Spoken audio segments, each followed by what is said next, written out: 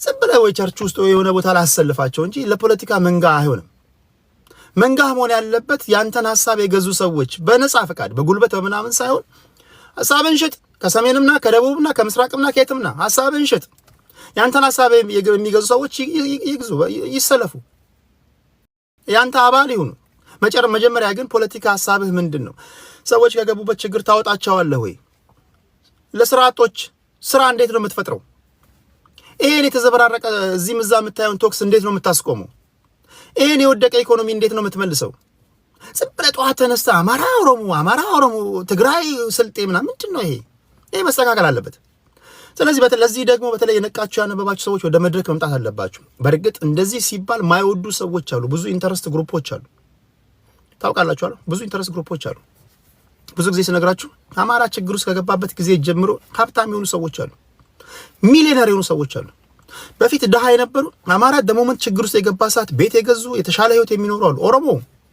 ኦሮሞ ሚሊዮነር የሆኑ በጣም ብዙ አክቲቪስቶች፣ ብዙ ፖለቲከኞች አሉ። ትግራይ ችግር ውስጥ በገባበት ጊዜ ጀምሮ በጣም ሚሊዮነሮች አሉ። ጀስት የትግራይን ህዝብ ከፊት እንዳይለፍ ቃል የተጠቀሙ ማለት ነው።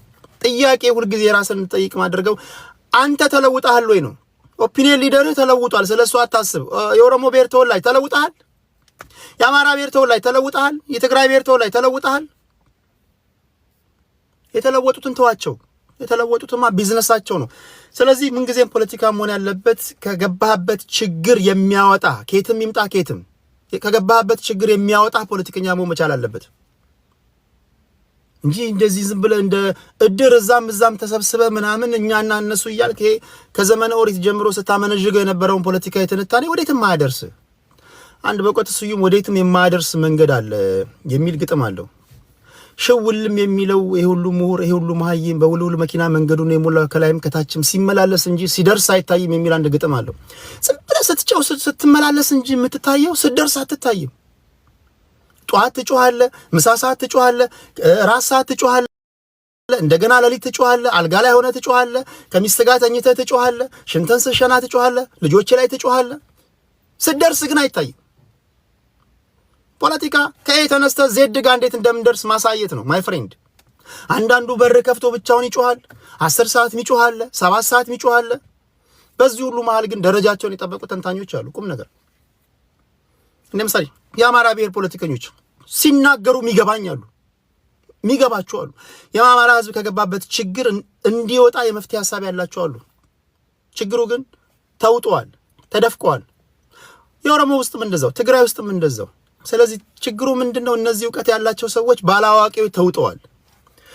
ስለዚህ እነዚህ አላዋቂዎች የሚጮሁበት መድረክ ሳይሆን እናንተ አዋቂዎች ወደ መድረኩ መምጣት አለባችሁ ለማለት ያለው። የሆኖ አማራ ክልልን ወደ 4 ለመክፈል እንቅስቃሴዎች እንደተጀመሩ ያው በምክክር ኮሚሽኑ ስም ማለት ነው ያን እያደረጉ እንዳሉ የሚያሳብቁ መረጃዎች እየወጡ ነው። ከዛ ባሻገርም እዚህ ቲክቶክ ላይ ሳይበሩ ላይ ያሉ አብዛኞቹም ደግሞ ለምክክር ኮሚሽኑ ግብአት እየሆኑ ነው። እያዩዋቸው ናቸው። አብዛኞቹ በጎጦስ ገብተው እንደ አማራ ሳይሆን እንደ ጎጃም፣ እንደ ወሎ፣ እንደ ሸዋ፣ እንደ ጎንደር ነው እያወሩ ያሉት።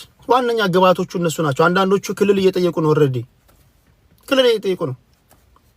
አንዳንዶቹ ደግሞ ጧት እስከ ማታ ድረስ አማራ እያሉ የትኛውም ጎጦስ ሳይገቡ ያሉ አሉ። የኔ ነገር ሐሳብ ምንድነው ካላችሁኝ አማራን ብቻ ለይቶ 4 ክልል ማድረግ ትክክል አይደለም፣ ፌር አይደለም። ትግራይን ብቻ ለይቶ 4 ክልል ማድረግ ትክክል አይደለም። ኦሮሚያን ብቻ ለይቶ 4 ክልል ማድረግ ትክክል አይደለም። እኩል የሆነ ነገር ከሆነ ሁሉም ክልል መበተን አለበት። በተረፈ የኢትዮጵያ ህገ መንግስት የኢትዮጵያ መሬት የኢትዮጵያ ህዝቦች የኢትዮጵያ ብሔር ብሔረሰቦች የጋራ ሀብት ነው ካለ ይሄ የኦሮሚያ ክልል ነው የሚባል ነገር መኖር የለበትም። የአማራ ክልል ነው፣ የኦሮሚያ የትግራይ ክልል ነው፣ የስልጤ ክልል ነው የሚባል የለበትም።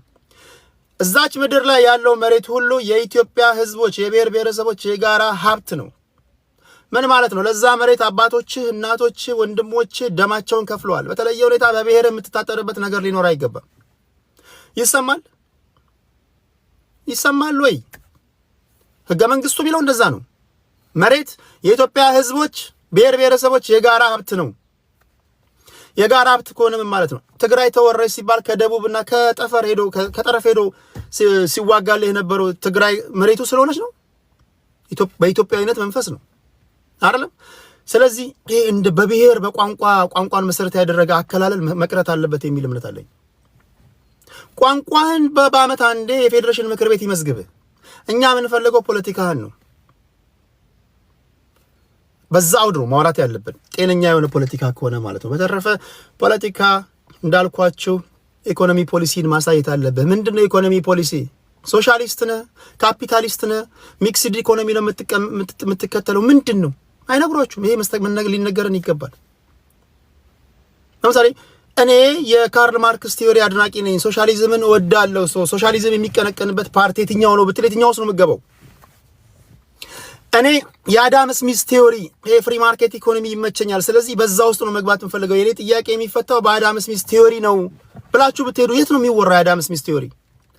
እኔ የጆን ሜኒከርስ ቲዮሪ የሚክስድ ኢኮኖሚ አድናቂ ነኝ። ፕራይቬት ሴክተሩም መንግስትም መግባት አለበት በሚለው አምናለሁ። ፕራይቬት ሴክተሩ ብቻ መጠንከር የለበትም፣ መንግስት ብቻ ሁሉ ነገር በሞኖፖሊ መያዝ የለበትም፣ ሚክስድ መሆን አለበት ብላችሁ ብታስቡ የኛ ችግር የሚፈታው በሚክስድ ኢኮኖሚ ቲዮሪ ነው ብትሉ አያወሩላችሁም። ትመጣለህ፣ ቁላይ ተቆርጧል ትላለህ፣ ትመጫለሽ፣ እንትን ተቆርጧል ትላለህ። ምንድነው? ከተቆረጠ ሂድና ፖሊስ አመልክት። አም ሶሪ ቆራጩም የኛ ወገን ነው፣ ተቆራጩም የኛ ወገን ነው። ተቆረጠ ብለህ ግን ከጧት እስከ ማታ አታደንቁረን። በጋራ ወንጀለኛውን እንይዛለን። ቋንቋ ያላደገም ብለህ አታደንቁረን። ቋንቋ ካላደገ የፌዴሬሽን ምክር ቤት ወይም ደግሞ አስመዝግብ የሆነ ቦታ ላይ ዝፈንበት። ባህልን አስተዋውቅ። የማንን ጎፈሬ ታበጥራለህ? ከጧት እስከ ማታ የፈረንጅ ሱፍ ትለብሳለህ። እኛ ጋር ፖለቲካ ሲሆን ባህላዊ ልብሴ በአግባቡ አልተዋወቀም ትላለህ። አንተ ግን አትለብስም። ይህን ፖለቲካ ውስጥ አታምጣው ፕሊዝ። ፖለቲካ እንዳልኳችሁ ወይ ኢኮኖሚ ቲዮሪ ነው መሆን ያለበት፣ ወይ የፎርምስ ኦፍ ገቨርንመንት። ምን አይነት ገቨርንመንት ነው የምትመሰርተው? ንጉሳዊ ስርዓት ነው የምትመሰርተው? ዲክታተርሺፕ ነው? ዲሞክራሲ ስርዓት ነው? የትኛው ነው ለኢትዮጵያ የሚበጃት? ይሄን መንገር አለብህ። በመብት ጉዳይ ላይ የግሩፕ መብት ነው መቀንቀን ያለበት ብለህ ነው የምታምነው? የግለሰቦች መብት ነው መቀንቀን ብለህ ነው የምታምነው? ይሄን መናገር አለብህ። የውጭ ጉዳይ ፖሊሲ ምንድን ነው? ይሄን መናገር አለብህ ማይ ፍሬንድ። በ21ኛው ክፍለ ዘመን እንዴት ነው እንደ ድንጋይ ዘመን ሰዎች የምናስበው? ጎበዝ እንዴት ነው የምታስበው? ስለዚህ ፖለቲካችን ወደ ሀሳብ ፖለቲካ መምጣት አለበት፣ ወደ ሀሳብ ፖለቲካ። ለዚህ ደግሞ እኛ ወደ ከተማ ወይም ደግሞ ወደ ሀሳብ ፖለቲካ መግፋት አለብን የሚል እምነት አለኝ። ያ ነው። እሺ ይሄ ነው። ሌላው ከባህር በር ጋር በተያያዘ እኔ የትኛውም አይ ዶንት ኬር የትኛውም መሪ ሊሆን ይችላል፣ ፋኖ ሆነ ኦነግ ሆነ ማንም፣ ለምን ፍቅር ሲዝም ፓርቲ መስርቶ አይመጣም? ለእናት ሀገሬ ይሰማል። ይሄን በደንብ ስማ። አይ ዶንት ኖ እንዴት እንደምታመጣ አላውቅም። የባህር በር ግን እንታመጣን ይፈልጋሉ።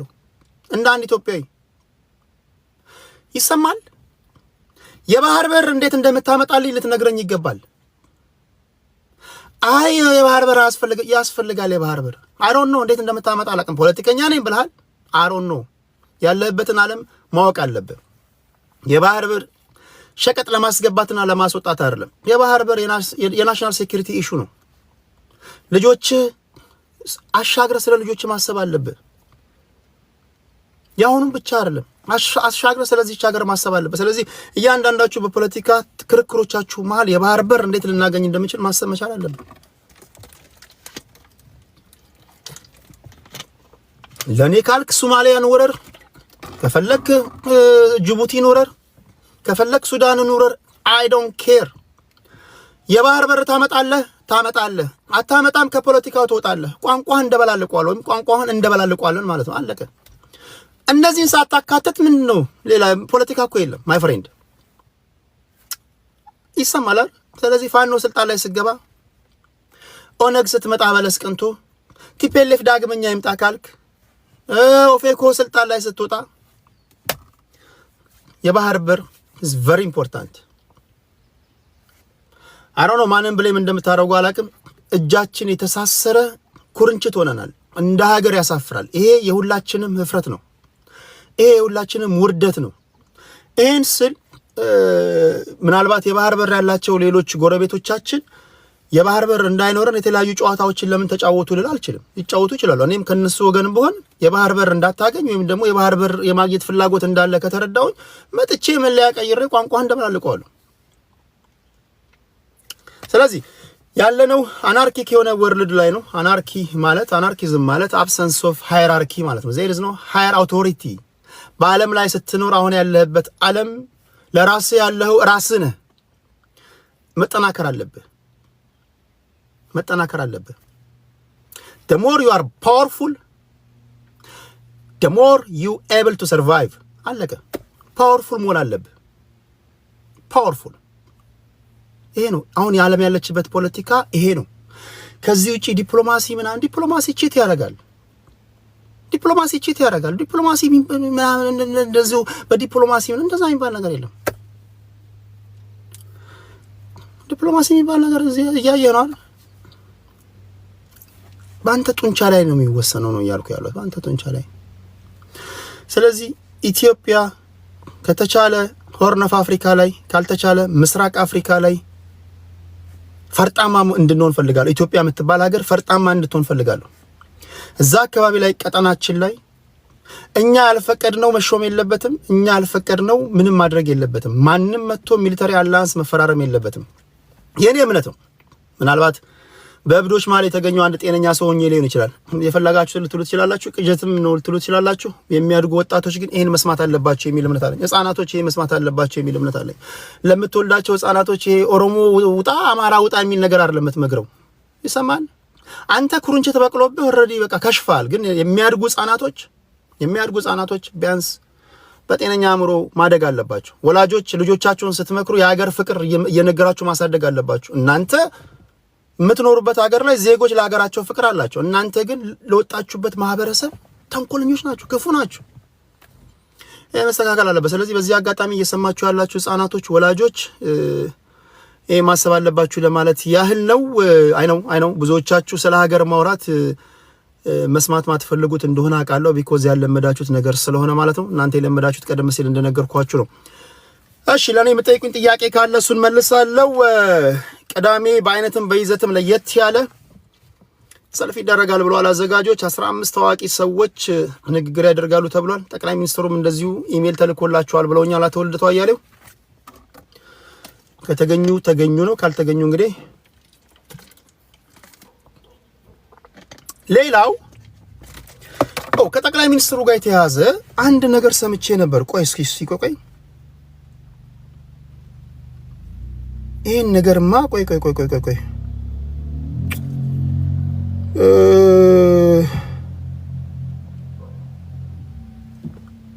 ይሄን ሳላስደምጣችሁ መውጣት የለብኝም። ይሄ ኮኢንሲደንስ ነው ወይስ አላቅም? አንድ ታምራዊ ነገር አሳያችኋለሁ። ለማጋ ነበር ያደረኩት። በእናታችሁ ቆይ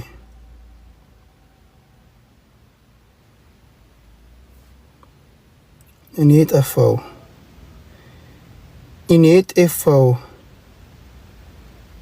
ቆይ እንዳትወጡ። አንድ ታምራዊ ነገር አሳያችኋለሁ። ኦኬ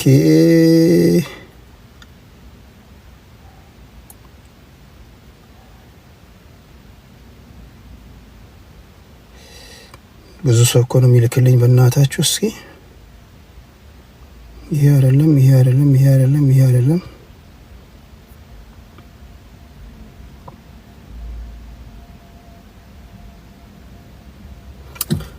የዳንኤል ክብረትና የዶክተር አብይ ንግግር እሱን ላኩልኝ። እስኪ ሼር አድርጉልኝ።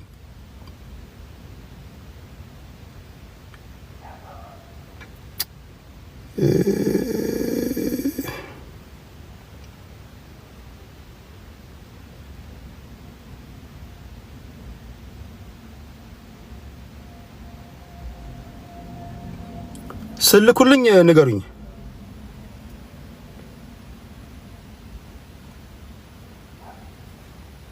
ይሄ ነው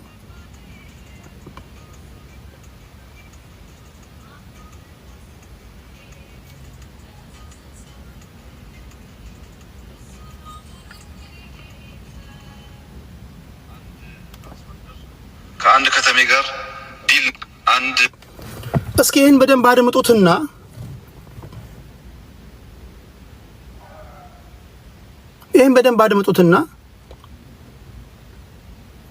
ይሄ ኮኢንሲደንስ ነው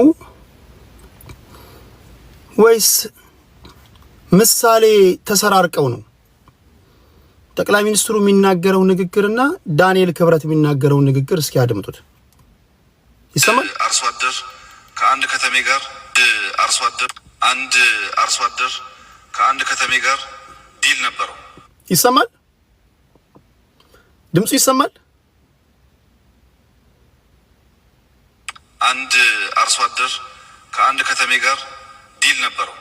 አንድ ገበሬና አንድ ዳቦ ጋገር። ሁለቱም በተለያዩ መድረኮች የተነገሩ ንግግሮች ናቸው። አንድ አርሶ አደር ከአንድ ከተሜ ሰው ጋር ዲል ነበራቸው ይላል ጠቅላይ ሚኒስትሩ። ከዛ ደግሞ ቀጥሎ ዳንኤል ክብረት የሚናገረውን ስሙ። አንድ አርሶ አደር ከአንድ ከተሜ ጋር ዲል ነበረው። አንድ ገበሬና አንድ ዳቦ ጋጋሪ በሽንጡር ነው። ከምን ላይ ሁልጊዜ የሚያገናኘን ነገር ለምን አናደርግም? ምን እናድርግ? እንዴት አድርጌ በቃ እኔ ሁልጊዜ 300 ግራም ዳቦ እሰጥሃለሁ፣ አንተ ሁልጊዜ 300 ግራም ቅቤ ትሰጠኛለህ። ለ100 ግራም ትምህርት ቤት ጎበዝ የሆናችሁ ልጆች አላችሁ? በትምህርት እስቲ ሳትዋሹ ንገሩኝ። በትምህርት ጎበዝ የሆናችሁ ልጆች አላችሁ? ከ1 እስከ 10 የምትወጡ ከ1 እስከ 10 የምትወጡ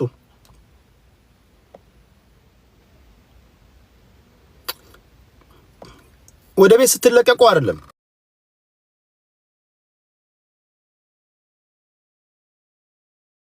ወደ ቤት ስትለቀቁ አይደለም ወደ ቤት ስትለቀቁ አይደለም ወደ ቤት ስትለቀቁ አይደለም ወደ ቤት ስትለቀቁ አይደለም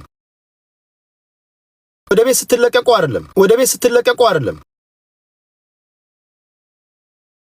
ወደ ቤት ስትለቀቁ አይደለም ወደ ቤት ስትለቀቁ አይደለም ወደ ቤት ስትለቀቁ አይደለም ወደ ቤት ስትለቀቁ አይደለም ወደ ቤት ስትለቀቁ አይደለም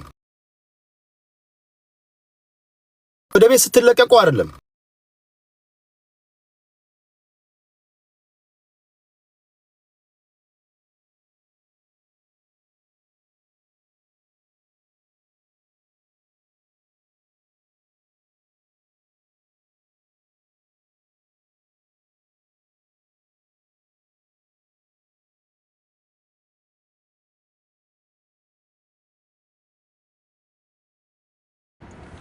ኦኬ ባትሪ ዘግቶብኝ ነው መጣሁኝ።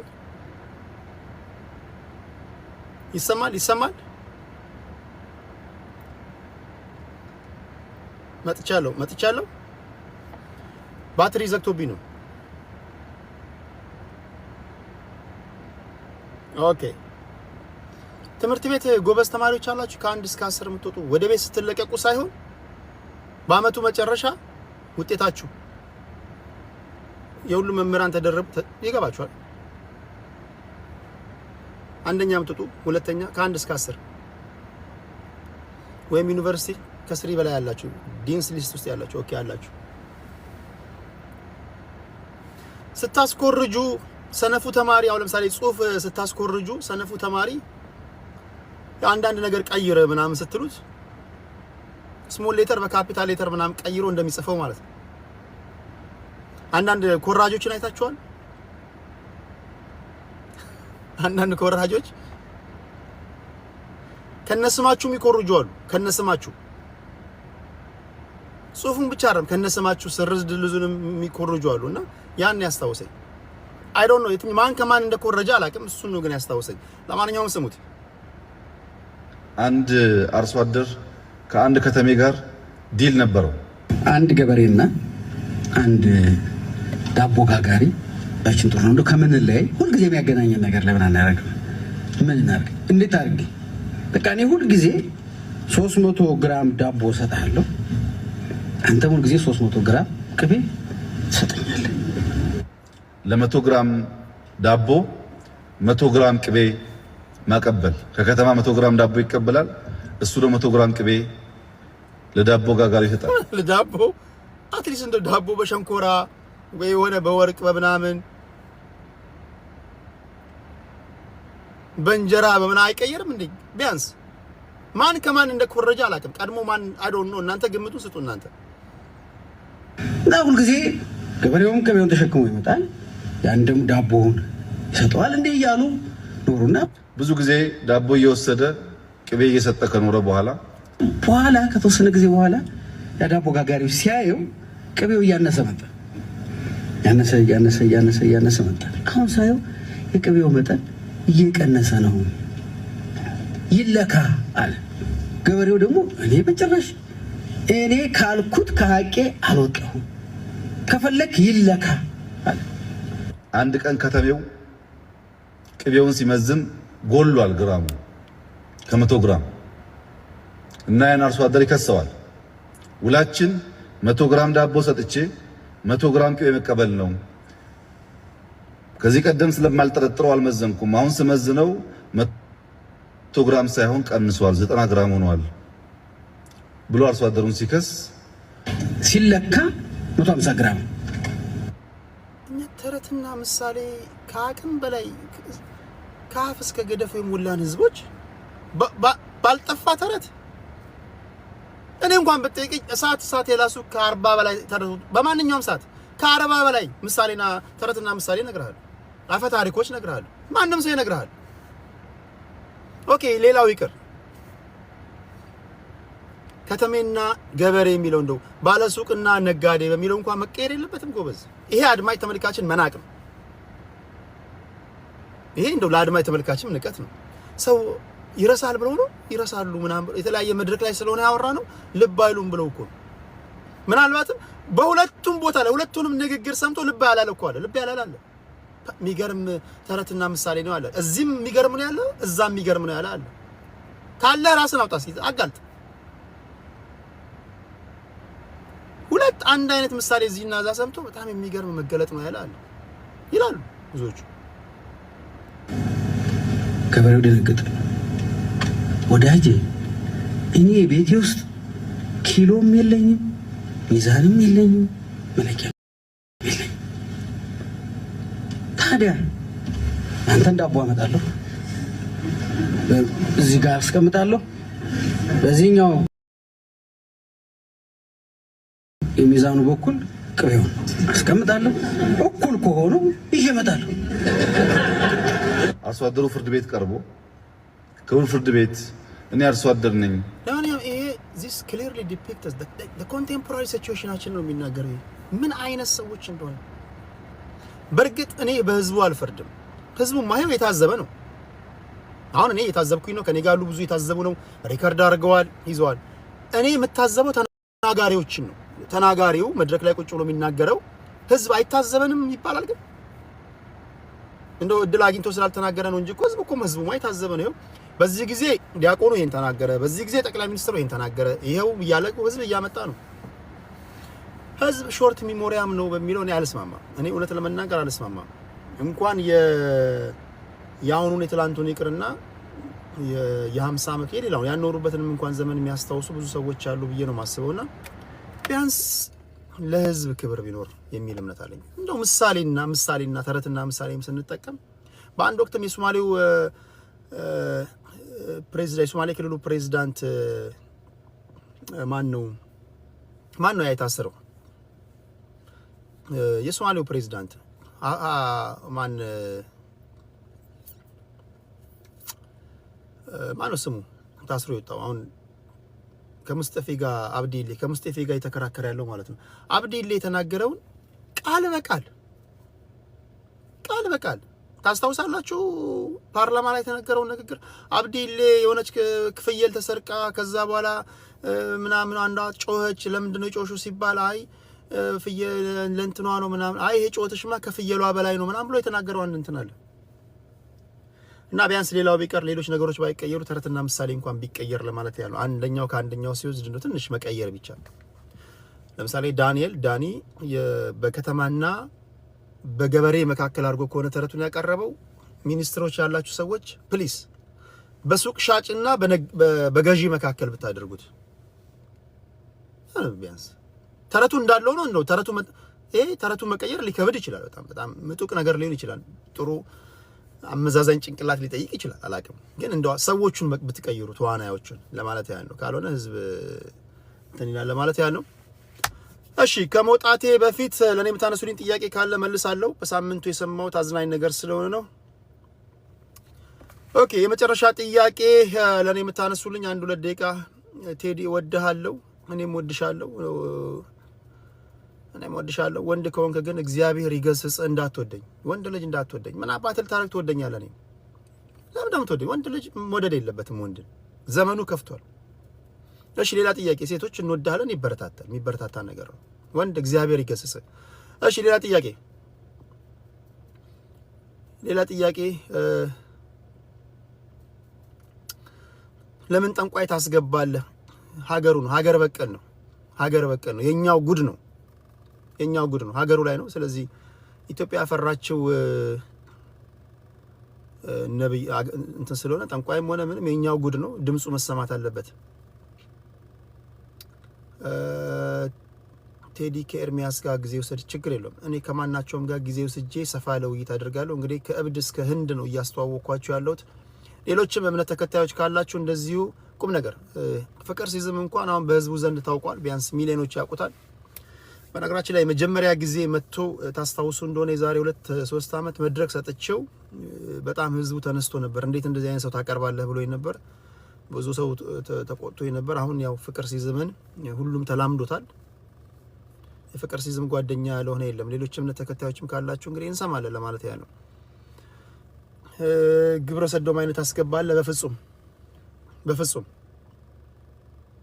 በፍጹም አላስገባው መብታቸው ነው ግን መስማት ስለማልፈልግ ወይም ደግሞ የኔ እንትን ስላልሆነ ነው ድርጊቱን የሚያደርጉ ሰዎች መብታቸው ነው ግን እኔ ያንን ማስተናገድ አልፈልግም እሺ ሌላ ጥያቄ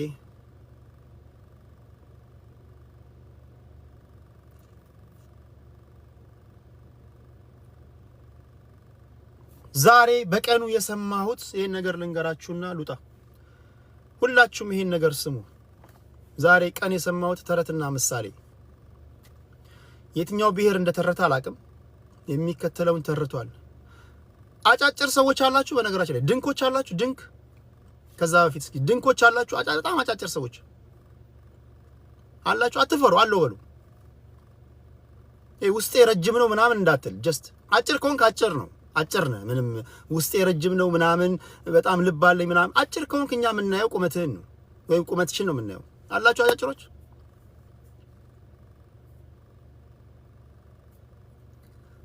አጭር ሰው የሰማሁት የሆነ ብሔር ሲተርት የሰማሁት አጭር ሰው ወይም አጭር ወንድ ምን ጊዜም ጸጉርሽ ያምራል ካለ ቶሎ ብለሽ ዚፕሽን ቼክ አርጊ ጸጉርሽን ላይ አይችልም ምናልባት ታች ቤት ያለውን ጸጉር አይቶ ነው የሚሆነውና ይሄን አስተካክሎ ለማለት ያለው ምክር ነው አጭር ወንድ ጸጉርሽ ያምራል ካለ ዚፕሽን ቼክ አርጊ ሚገርም አባባል ነው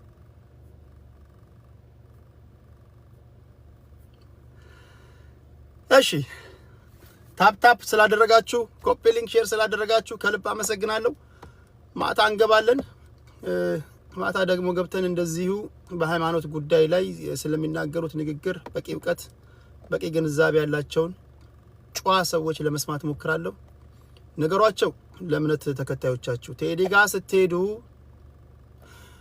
ዲሲፕሊን is very important በሏቸው ትህትና very important ትሁት ሆናችሁ ካልሆነ በስተቀር ያዋርዳችኋል ልጁ ብሎ እኔ ነገር ተናግሬያለሁ ከየትኛውም እምነት ልትወጣ ትችላለህ እንደው እኔ በዚህ አትታዘቡኝ እኔን ታዘቡኝ ከየትኛውም እምነት ውጣ እዚህ ጋር ሃይማኖቴን ሰብካለሁ ብለህ መተህ ጋጠ ወጥ ከሆንክ አዋርጃ አባራለሁ ልክ ነው አድማጭ ተመልካች መከበር አለበት እኛ እዚህ ምን መጣው ያንተን ትህትናና ያንተን ቀናና ቀጥተኛ የምትለውን ስብከት ለመስማት እንጂ ያንተን ድንፋታ ለመስማት አይደለም የኔ ቤት ሰዎች በተለይ ምን በወጣቸው ስርዓት ያለው ውይይት እናደርጋለን ጨዋ መሆንን እርግጠኛ ሁን ጨዋ ካልሆንክ ተባብረን እናዋርዳለን እዛ ቤትን ከፍተ ለኛ ጥላቻለሁ ለኛ ፍቅራለሁ እያልክ መጫው ትችላለህ ይሄን ነው የምናደርገው ይሄን የማደርገው ለአድማጭ ተመልካቾቼ ክብር ስል ነው እኔ ቤት ያሉ ሰዎች ቢያንስ ቴዲ ቤት ሲመጡ ፍንትው ያለ ነገር መስማት አለባቸው የሚል እምነት አለኝ በተለይ ቁም ነገር ከሆነ በዛ አውድ ነው እንድትረዱ የምፈልገው ሁላችሁንም አመሰግናለሁ እንቁትዬ ቴንኪው እግዚአብሔር